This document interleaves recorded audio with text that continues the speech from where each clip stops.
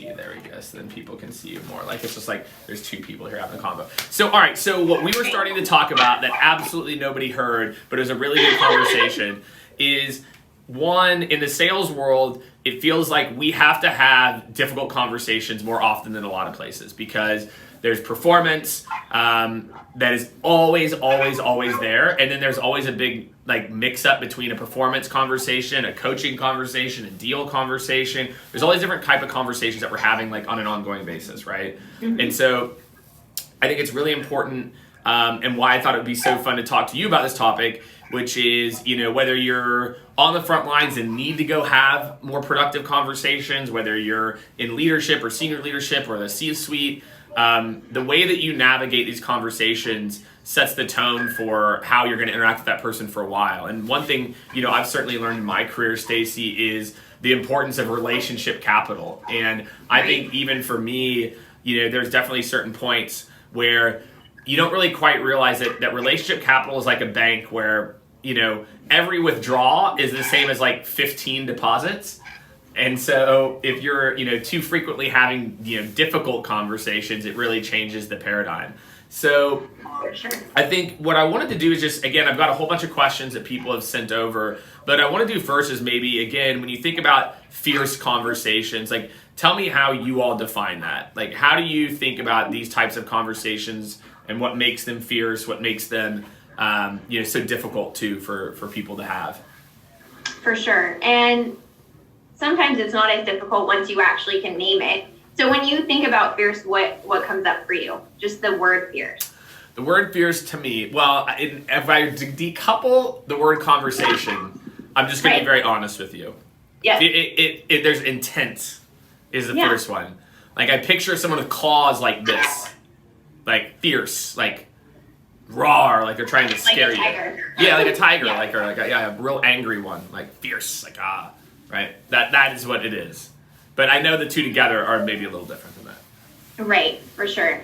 Well, and actually our founder, Susan Scott, who wrote Fierce Conversations, the publisher wanted to change the word fierce because they were concerned about it. Right. It had such different interpretations, but that's kind of the beauty of the word.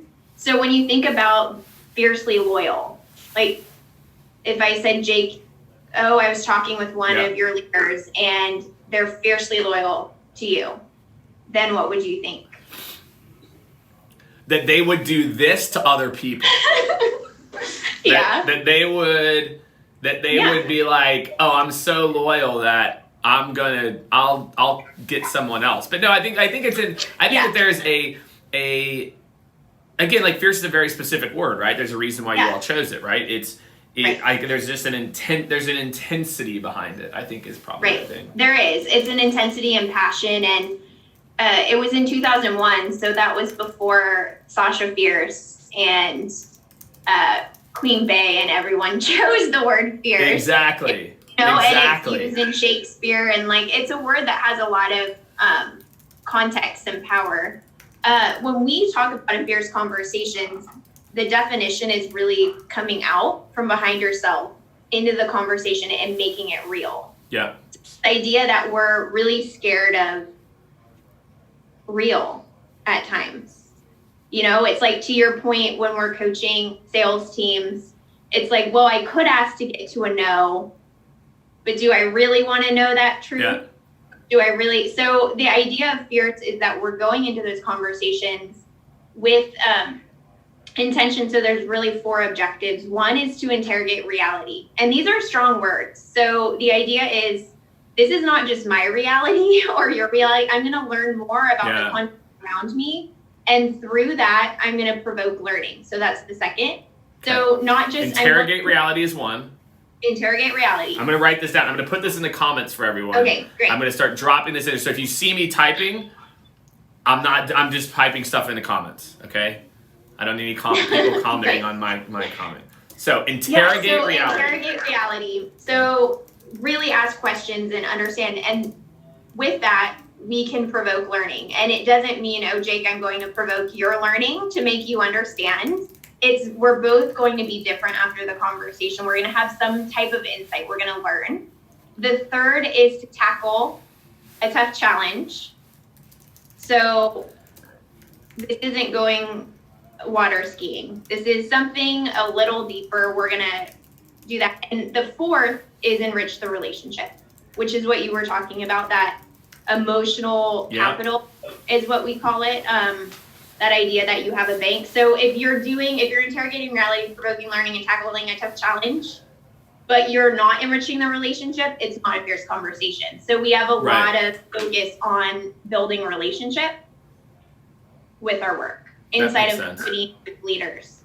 Yeah, that makes sense, right? Yeah, you don't want to just have the conversation. You want that conversation to build, like you said, like enrich the details. Why do you think, when you, I don't know, obviously, like, lots of people are call it confrontation adverse, but like, why is this so important? Meaning, like, what's the big kind of like piece of like why this framework works so well, versus other frameworks? But because candidly, let me tell you what I think the real framework is, Stacey, for most leaders: wing it. Yeah. Wing it. Meaning, I have a question about like XYZ thing, or whatever. I just show up to the meeting and I just throw up on it. I'm just like, oh, okay, I just showed up to it. I think that is most people's default. That's my gross assumption. What I think is that we're just not taught this. Yeah. And actually, a lot of what we're taught when we're younger is kind of counter to the idea. It's like, you go over to your aunt's house when you're little. They're like, you might want something, but don't ask for it. Or if you have nothing nice to say, don't say anything at all. Right. We're taught and kind of ingrained to potentially not share what we think and feel. And then we've had conversations our whole life. It's the most accessible tool we as leaders have. So I think, to your point, sometimes leaders are just like, well, I'm winging it, but it's worked for me in the past. It will work for me in the future. Yeah. My track record is decent. And that's a lot of the resistance we get from leaders, because what we teach in some ways can be considered so foundational that it gets overlooked. I agree. How do you have really rich feedback conversations, coaching? How do you delegate to develop? How do you run an amazing think tank like meeting? And how do you confront? Like, those are the 5 core conversations that we argue most leaders, almost everyone, has them every single day, those types, in some form. And to your point, they're winging it more than being trained or have a default setting. That's a good call out. Yeah, it's lack of training, or maybe they were trained on it back in the day and then they just get into habits. We just get into these habits of these things that have worked, or faster or easier than us, than being prepared, for these types of conversations. So a couple of questions I have now. So again, everyone, thank you for dealing with the technical difficulties. Yeah. We've got, let's see, how many people we got in here now? We've got, we've got about 50 people, so we're almost there. We're almost back to where we were. So again, if you like something that Stacey says, make sure to hit the like button or the hand clap button. Stacey, what's your favorite LinkedIn emoji? What is your favorite? I think I give a lot of the hearts.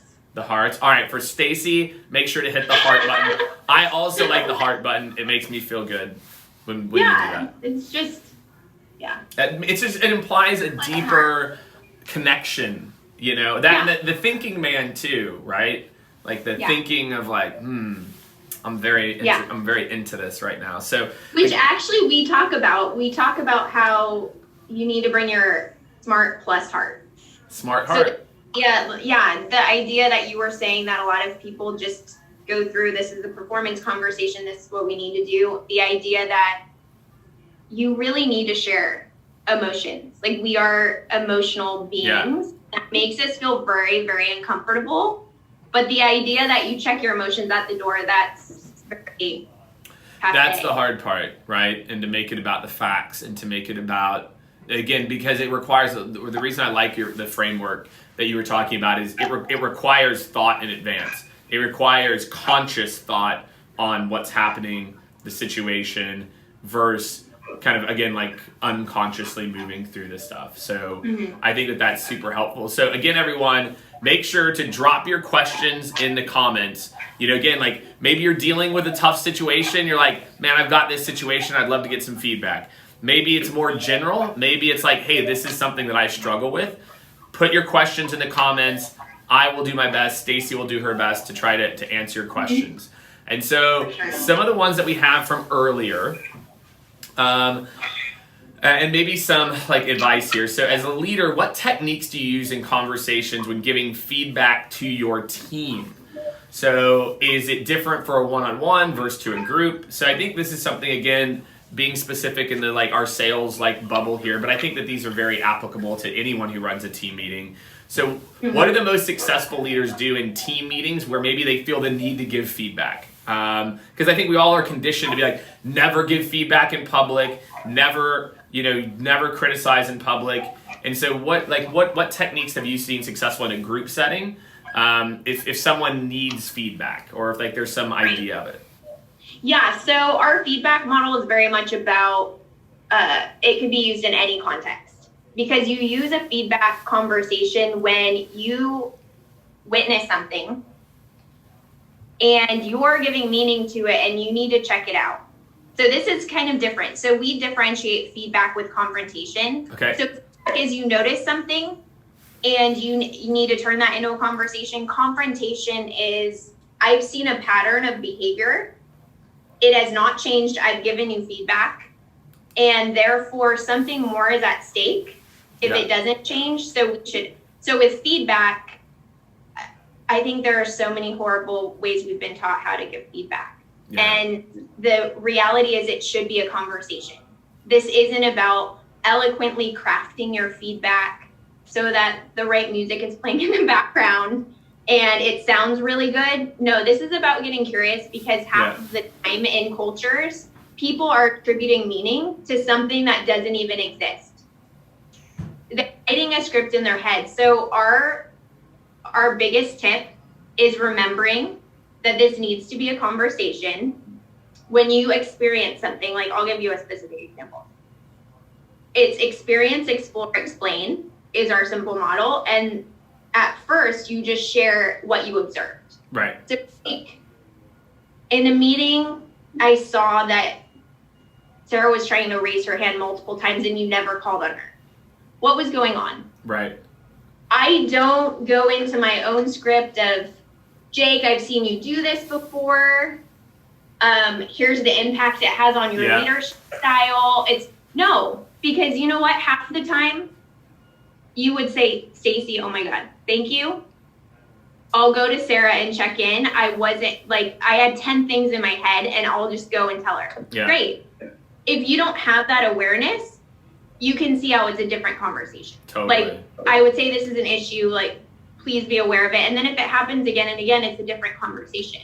But feedback, if I could give one skill in the world, a magic wand, it would be this skill. Because it's the hardest. We're meant to give meaning and narrative to what's happening to us and to others. There's a lot of psychology, theory, and research behind that. But the reality is it gets in our way so much in companies. Yeah. Because people aren't curious. And that simple step is how you can create more curiosity. So that can happen in a team. So an example would be with one of your orgs. Here's what I continue to see. Like, I'm seeing that you're showing up late, or I'm seeing that you're not hitting targets. Let's talk about this. And then you don't go into other, because then you weave that in and that's part of the conversation. But sometimes, especially in a team setting, it's the hardest part as leaders, setting the right expectations. And that often comes up in those kinds of contexts. Yeah. Yeah, I think that's hard, right? I think it's that bringing the baggage, and then I think like what you're highlighting is, let's see, we had a question here, Ben Pincus. What's going on, Ben? How are you, man? Hope you're doing well. I had a chance to catch up with Ben in New York a couple weeks ago. What's the best way to prepare for that difficult conversation and give less than ideal feedback with a peer? So again, I think what I'm hearing from you is that there's a difference between, what did you say, like the feedback, and what was the other type of conversation? The confrontation. Yeah. So I think that is probably step one, right? Is this a feedback session, or is this a confrontation session, right? Is that for sure? Okay. That's the diagnosis. And if you haven't talked about it before, and you don't have clear examples, and there's not something huge at stake, I'd almost always start at feedback. So the whole thing is, we write scripts and we want the conversation. We want to talk through how all of it should go. Right. Instead of just doing that simple step, which is you're noticing something, you clearly care about the person or the team, just engage in that and start interrogating reality, provoking learning, figuring out what's going on, and building the relationship. Yeah, I think that's always step one. You know, it's actually interesting. I want to tell you about a conversation I had. This was in mid-December, and I'll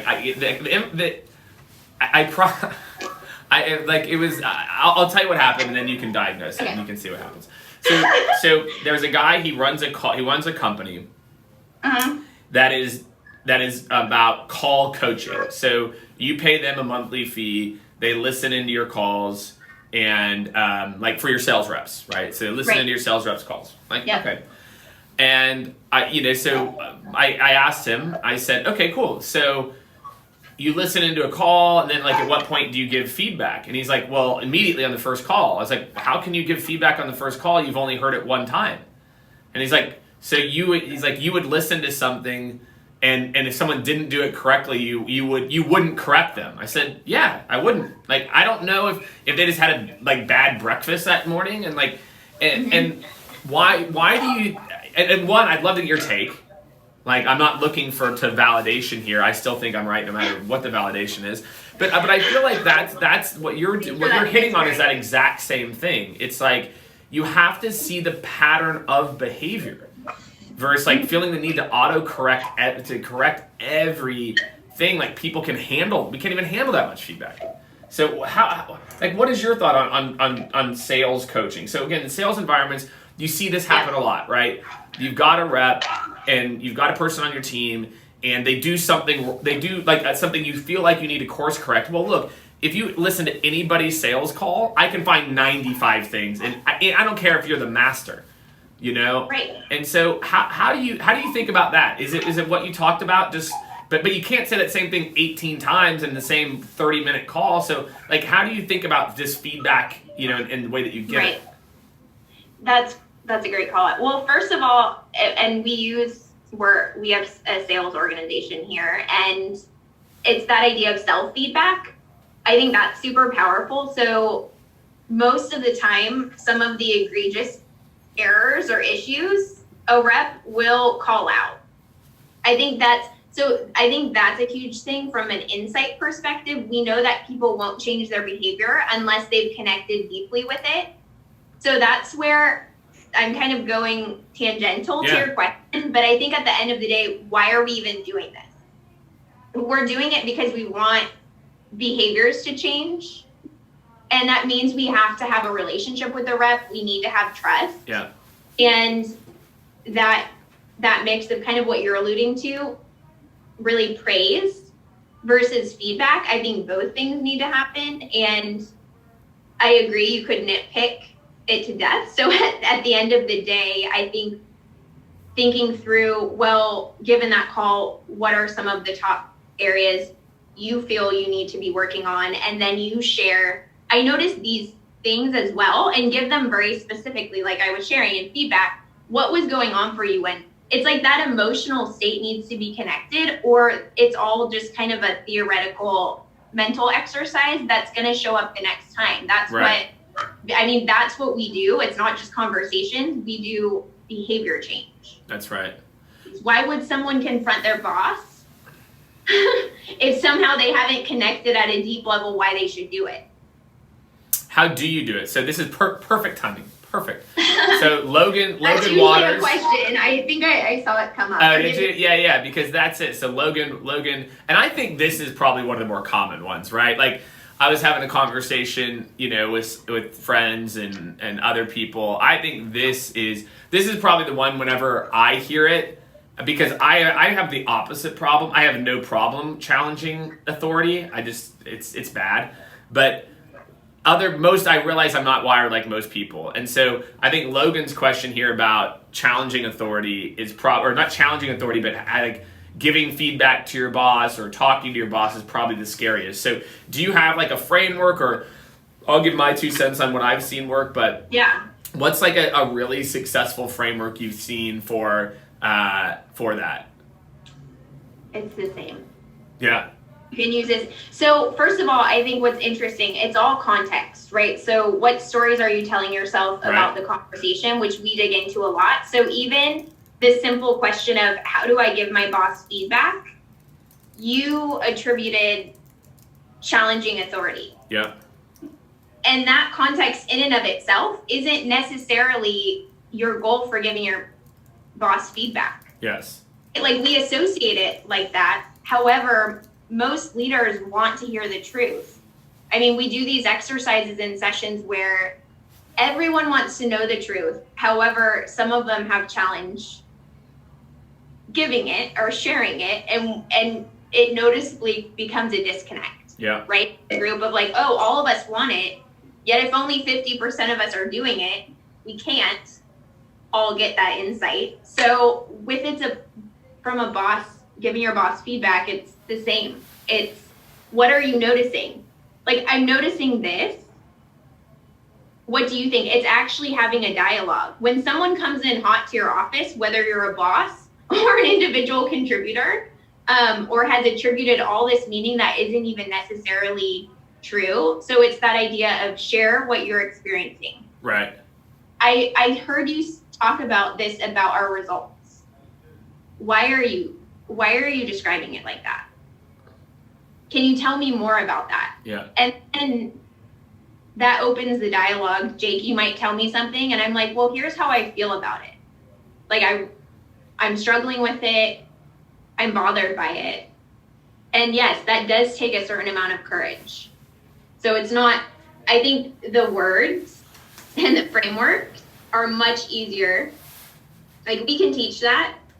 You just have to make that switch mentally and in trying, because there are a lot of things that get in our way. Right. Yeah, it's the same. Yeah, it's the same. Just ask the question, like, as opposed to playing out the stories in your head of, well, Susan's in my business because she's a micromanager. It's like, well, maybe that's not the case, right? Maybe her boss came to her and just asked for something, and now she's got to do it. So I think, yeah, like taking that kind of, I call it like sometimes like a beginner's mindset of like just asking a question, like, well, what does this mean? Yeah. You know, can help to not make things so charged.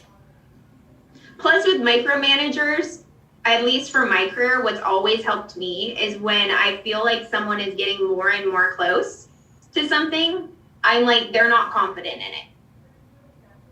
They're not confident in it. They're scared of something. If you work on that, what I call an inside job, like if you work on the fact of like, how are you attributing, like, are you asking yourself why you think these things? That's the hardest work. Yeah. In conversations. Like, we have this idea that all conversations are with myself, and sometimes they involve other people. It's like your context and mindset is running the show, and you need to be a little more intentional about that. It's not just the words that you're putting together. Yeah. How do you, so Shay's had a lot of little nuggets he's been dropping in here too. So he's got a question. So how do you help change the culture from bottom up, top down, you know, whatever it ends up being? You know, but it's interesting, you know, he had a couple of comments in here too about the word feedback. And I've had this conversation too about, like, the word feedback is actually like it's not positive or negative. It's actually a word. But caveat, I think we as a society, whether right or wrong, have conditioned the word feedback to mean an area of improvement or opportunity or whatever, you know, however you frame it, to where people don't feel like they're getting negative feedback, right? So do you need to change the word feedback, or you know, like, or do you just need to have an alternative, or is it that, to your point, like it's just that it's not all one way or another? Like how do you, or maybe to Shay's question, how do you change that internally to where feedback or whatever it is not, viewed that way? Right. There's like 8 questions in there. Just pick one. From an organizational level, and Shay said bingo, so good job, Jake, recapping that. You have to call it out and share what the behavior is. So the work is really, okay, we're saying we want a culture of feedback or we want a culture of curiosity. Here's exactly what all of us are committing to do. Right.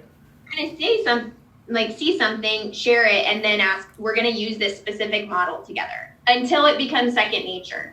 So that's how you really shift. And it's very fascinating because as we've done this work, some very large organizations have really resisted that core idea of when I see something, not attributing meaning to it. Right? So I don't want to ask them what they mean. I want to tell them that if they do that, this is the impact. Right. And it's shining a light on that and saying that this resistance, this very challenge to the idea of asking this question is at the heart of some of the culture issue. Yeah. People know that you don't want to ask that. So it's 2 parts. I think there's a practical, pragmatic part where we expect people to coach and give feedback and, to your point, do a lot of the things that we've been doing our whole careers. Yeah. Don't give them specific tools that are very simple to use. Yeah. So that, and then also there is a mindset piece of just, this is what we value here as a company.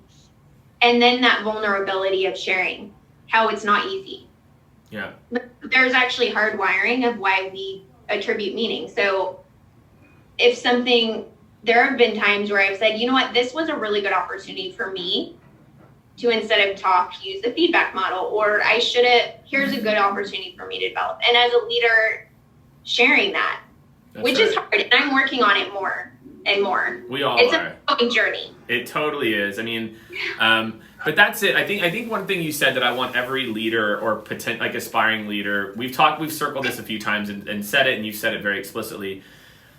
The default should always be to lead with questions. Then there becomes a time again when it's about confrontation. But I think too often we skip ahead, and so whenever we work with teams and we're working with leadership organizations on change management, it's probably the most difficult hurdle for them to get over.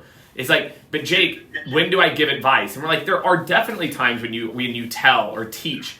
We talk about the difference between teaching someone something versus coaching them versus mentoring them, and how these all are actually kind of different things. Right. And I think coaching is really at the heart of questions, like that, at least for us, how we think about it. Yep. But too often it's easier for us, especially because we have the authority. My question though is the reverse. So that's the top-down change. What can I do as an individual contributor, or as a frontline leader? What can I do to help my own organization have more productive conversations? Right? Like, what are the things that I can do as an individual contributor that you think, or that you've seen organizations do to maybe again their boss isn't a questioner person, or they. So what can an individual do?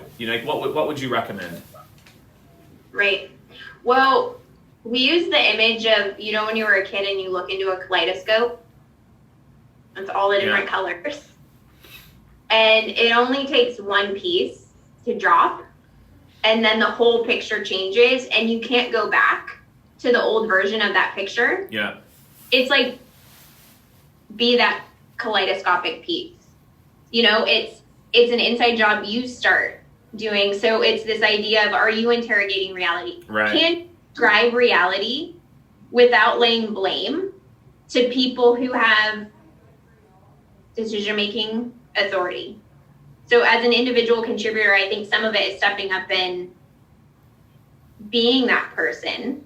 And we get this resistance a lot because we do open formats and people will say, well, I love this, and it won't work in my company. Right. X, Y, and Z, or I love this, but my team, I used to be part of a different team and and now this team, I can't do this, and it's not our culture. And we argue that every single person is a hologram of the culture. So it's okay, well, by you saying that, you are the culture. And I know that's there. Yeah. It takes a deep amount of accountability. I just think, and even with all the news yesterday about Kobe and an impact, like if you want to be the type of person who makes an impact, then you have to say, given everything around me, given my constraints, my budget, my lack of decision-making, whatever it is, decision-making power in the organization, I'm choosing to be this. Yeah. Choosing to share and be the person that can be committed to at a deep level. And that's where you are navigating your life one conversation at a time. And you can choose if you're going to have small ones or actually tackle what it is that's most important. Yeah, and it really is. Like Ryan Johns. What's going on, Ryan? Ryan and I had a call earlier today. Talked about discipline, right? And that's, you brought up Kobe, right? That's why his discipline for his day-to-day and worried about himself first and making sure, but by doing that, taking care of other people, I think is super true. But you're right. I mean, it's pretty. You think of an athlete who's just transcended and really had such an impact. I think it's been pretty, I'm sure, tough for a lot of people. I mean, for a lot of people, right? People that weren't even NBA fans, people that weren't even necessarily Kobe Bryant fans. I think there's just like a respect and a trust that he had earned just by the way he carried himself and took care of himself. So I think the advice that you're giving is like, the best that we can do is to have that discipline ourselves and be that beacon of light. And, if you're in an organization and it's the right fit, then it'll start to change. I'm sure we've all seen that happen, where we've seen that happen. And we've seen like people rise to levels in organizations or build companies. And we're like, where did that person come from? And I'd argue in some level, it was them stepping into this space. That can be scary, but if you are living your life dependent on a lot of other people, what they think or what you can't say or do, obviously you want to do it in a way that you're enriching relationships and moving things forward. But I mean, I do often think when you see people rising in organizations, I'm like, something there. Yeah. There's something there. That's right. I think so too. The impact and orientation. And they do it from organization to organization they go to too, right? Like you see those people who come in and, those are the people you're trying to retain as long as possible. But then they go to another organization and they do the same thing. It's like, it's consistently.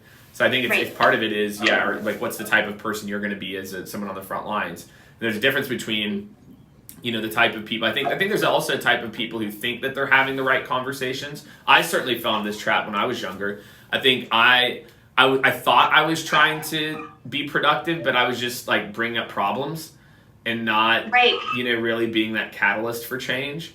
And I think that's the, you can't just point out problems. You have to be the one who solves them and not puts those problems on other people's plates. Right. Or rallies people around. What came up for me when you said that in the front line and just thinking about sales, talking about making an impact or being the kind of person who people want to follow or work with. I think that's true from the standpoint of, we had when you have a rep who's saying, well, they're not calling me back, or some of these external factors. And it's like, how might you be the person that someone wants to call back? Which is not trying to be snarky, but there's also something to the fact of maybe you should pick up the phone and say, and this is what, to your point, when you were talking earlier about the scripts and how sometimes we implement so many things on the sales and marketing side that it starts to detach from that humanity. Yeah. And I think that's where you can really engage and step in and say, you haven't called me back 4 times. I feel like I'm missing the mark. And this is a personal thing for me because I'm trying to grow. So we don't even need to talk about fears. Can we talk about that? Like, what am I doing or not? And then in the end, you'll end up discovering something most likely along the way. But that's like the humanity. This is your career. This is your life. We're trying to build something here. We don't have time for you to just sit around talking about how your calls aren't being returned. Yeah. Like, let's just agree that that's not the best use of our time. Right? Yeah. It's not that easy, but I think sometimes it actually is once you just commit to, I want to be better every day. Yeah, and if I need other people, if I need something else, then I'm also committing to making those around me better. And I think that's what a lot of people struggle with is when you try, I've never seen someone be great on their own, right? Even the greats all have coaches, right? And there's a reason for that. They have team coaches, they have personal coaches, they have personal trainers, they have all of this. And so you can do as much as you want. And I think that's where I see some people get, it's almost, they get confused by this message a little bit, I think, at times, because they're like, well, I'm supposed to be this agent of change and I'm supposed to, model the behavior, but I can't get anyone else to do it. It's like, well, you need help. You're not going to be able to do it on your own. And I think that's, if you're at the at the bottom or the middle trying to go, anytime you're trying to go up, you need a groundswell. You need other people, but you need to model the behavior so it's somebody, like you said, that they want to follow, or somebody that they're like. Well, it's starting with yourself. Yeah. No getting in your way and can you ask for help? Which I've had to work on that a lot personally. we all. We all do. I mean, not that I don't want tons of help, but it's like, oh, well, is it the right help in this way? And I think just putting yourself out there and sharing what you're trying to do and inviting that conversation is overlooked. That's right. Yeah. So all right. So I want to look at our time here. So we've got about 6 minutes. So Shay, you by far are the MVP today. You're hopping in here. I love it. We've got time for probably a couple more questions here. So do me a favor, like I said, or give the heart. Let us know if what we're saying is resonating. We'd love to hear that. 2, drop a couple more questions in here. We'll try to get to a few more. One of the questions that I had that from before is, we've talked a little bit about the questioning. We've talked about feedback, etc. Like, what are the big things that you see that build trust, across teams, whether it's up, down, below? Like, what do you feel like are the core elements of building trust in conversations? Yep. So it's persistent identity. Are you showing up the same way time and time again in conversations? I think there are tons of trainings. Some of them are really good on trust building. Yeah. But at the end of the day, it's not an ethereal, out there kind of concept, just like everything we're talking about today. I'm writing this down. This is really good. The idea of persistent identity. And I think trust equals persistent identity. Yep. Trust is built by persistent identity.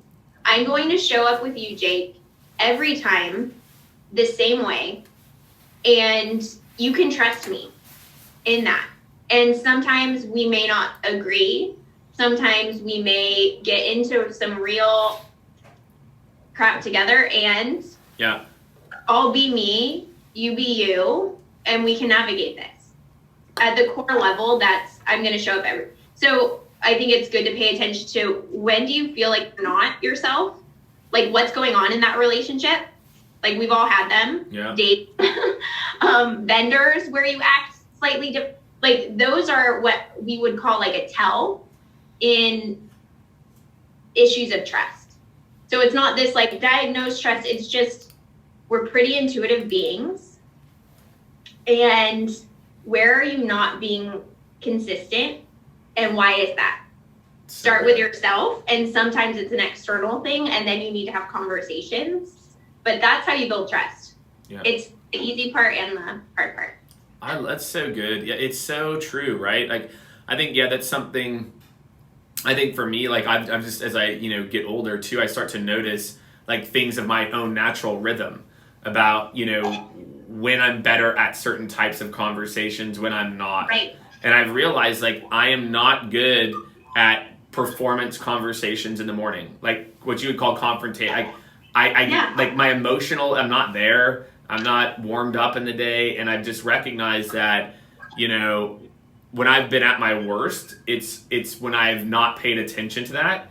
And, it's interesting, Shay or somebody wrote in here, it's like you have to ask if people want to be coached or if they want that feedback and if you're just giving feedback no matter what because it's that time of whatever versus it's the right time for you to be that consistency versus like, wow, you're coming in real hot this time and less hot. I think a lot of this is self-reflection of just really paying attention to your own rhythms too. For sure. Well, and what I've noticed is when I haven't addressed something as quickly as I feel I should or something, it's like internal baggage. Yeah. Right? And then that conversation can just have a different context for me, or I show up differently, even though that's an example of something like that's my own issue. Yeah. And naming it and sharing it with a person, being like, I should have brought this up earlier. There's just that somewhat catharsis, but of being consistent, of saying, well, that I will have that conversation with you, and I was kind of inconsistent. Yeah. Yeah, I've done that. Unfortunately, I've done that in the last couple of weeks once, where I know, like, I didn't show up very good for like one of my people's like goals one-on-one last month. I came in with like a bunch of baggage, and it was in the morning, and so I was like, I think I need to apologize and be like, hey, I know I didn't show up very well then. I'm here in a better place today. So we've got one last question here we'll take, and then again, everyone, make sure to like, comment when you tag yourself or some coworkers. Again, like maybe some leaders that you like or trust. I think if you're aspiring to get into leadership or wanting to be a change agent in your org, I feel like everything we've taught today is like you said, like what feels foundational, but is like a lifelong endeavor. So Jeff, real quick, I want your take on this.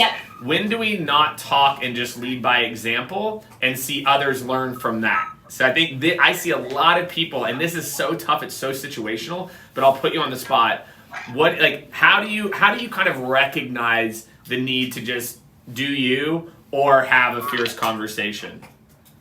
Yeah. That's a hard one. Often when I'm coaching or talking with people, they use that as an avoidance strategy. Yeah. So I'd ask you some questions about the context of the situation, because sometimes we say it's a way of not confronting the issue. It's just either too many pillows or I'll just lead by example and then it should fix itself, which if there's a particular issue, it most likely won't. So that's where I'd be cautious to make sure you're not avoiding something. And then, I do think leadership is by example as well. So it's not to diminish that. And also, this is why we're in the business of giving very sticky, simple conversation models. It shouldn't take you more time to have these conversations. Right. You're more awake and you have these simple tools to keep going, because a lot of times people avoid it because it's going to take more time. But the reality is it takes way more time once it bubbles into a bigger issue or it's taking up mental space when you should be working on the business instead of in the business of all of the minutia. So, and if you, and I think your point is, and if I think maybe to kind of paraphrase some things you've said over the last 30 minutes, 40 minutes has been, if the conversation starts with the questions, and then like, hey, you're having a question, should I be leading by example? And you ask the question to your leader, whoever, and they seem aware of the issue, and you just need more time. You just need to keep walking the walk. Then you walk the walk, or you ask the questions to maybe surface it, and then kind of lead by example. But if you asking questions, and it shouldn't, you're not necessarily like poking the bear or the things that were getting better. Instead, you're trying to surface on where we're at in this relationship. Well said. All right, awesome, Stacey. Thank you. Thank you for dealing with the technical difficulties, everyone. Of course. Thank you to all 80 plus of you. Thank you, everyone. Who tuned in. As usual, every Monday, 12 Eastern, you can tune in. We have amazing leaders like Stacey talking about their area of expertise. And again, tag your friends here. I think if you're going into leadership, this is a really, really, really good kind of foundations on having, those fierce conversations. So thank you again, Stacey. Thank you, everyone. And we will see you later this week.